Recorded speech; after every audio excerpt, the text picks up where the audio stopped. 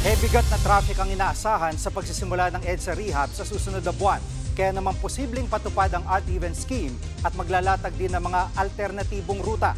Live mula sa EDSA Guadalupe, nangunguna sa balita si Gerard de la Peña.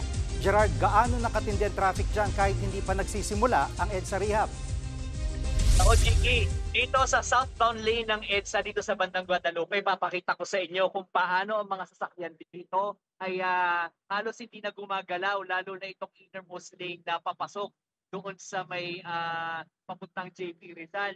Ang dulo na ng traffic na ito, Gigi, kanina nag-ikot-ikot kami, ay siguro hanggang Pasay na ito, yung southbound lane, yung northbound, ganun din, medyo mabigat ang traffic sa mga oras na ito. Alam mo kaya ako napili itong Guadalupe kasi doon sa may bandang dulo ng tulay, meron doong nakasulat na meron doong signage na nagsasabi na kapag bandang alas 10 merong lane na kailangang isara dito. Kaya asahan ang magta-traffic dito sa lugar na ito. Pero alam mo, Jiggy, what more? Ano pang ititindi ng traffic na ito kapag sinimula na nga ang pagpapagawa ng EDSA sa kalagitnaan ng Hunyo? Kaya ngayon pa lang, Jiggy, may nakikita na tayo mga signage dito sa northbound lane ng EDSA, particular na dyan sa bandang Buendia at Guadalupe, kung saan sinasabi ng DPWH na magkakaroon nga ng rehabilitation itong EDSA. Kaya yung mga motorista ay pwedeng dumaan na lamang doon sa mga mabuhay lane o yung mga looban na kalye para hindi na masyadong matraffic. At kung matatandaan din natin, Chiki, bago pa man itong pagbabalita nga na next month na itong rehabilitation ng EDSA, ay kinukwento ng mga source natin sa MMDA na posibleng magkaroon ng odd-even scheme dito sa EDSA oras na simula na ang rehabilitation ng EDSA. Ibig sabihin, kung ngayon ay once a week lamang tayo coding, ngayon ay pwedeng 3 times a week tayong hindi makakabiyahe. Dito lang naman sa EDSA, dahil nga dito sa pinapagawang kalsada ito, at sinasabi nga rin ng Department of Transportation, hindi kasi biro yung gagawin dito sa EDSA ngayon. Hindi ito simpleng pag-asfalto lamang o pagre-reblock.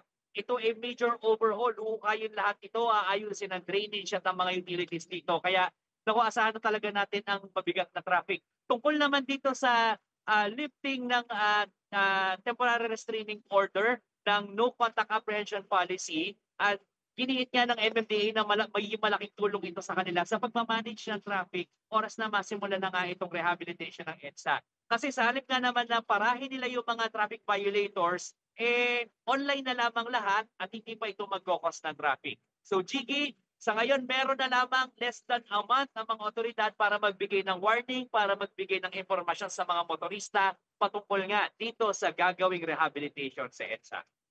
At Gerard, mukhang nilatag nilang plano ay yung pagdaan sa mga mabuhay lanes, sa mga looban. Pero meron bang mag-aasiste sa mga motorista kung sakaling gamitin nila at mag-build up naman ng traffic doon sa mga looban na binabanggit mo? Magandang tanong yan, Jiki. Kaya nga lang, itong mga pabuhay lanes, itong mga alternate routes na gagamitin at kung paano yung deployment ng traffic personnel, yan ay ilalatag pa na lamang nila next week. Next week pa lamang sila magbibigay ng impormasyon tungkol dyan. So aabangan natin yan, yung mga impormasyon na yan, Jiki. Yung no contact apprehension, dito to sa kahabaan ng EDSA o may ibang lugar pa?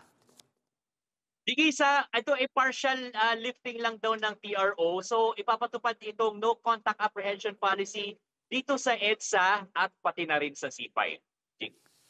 Yan si Gerard de la Peña, nag-uulat live mula sa EDSA, Guadalupe.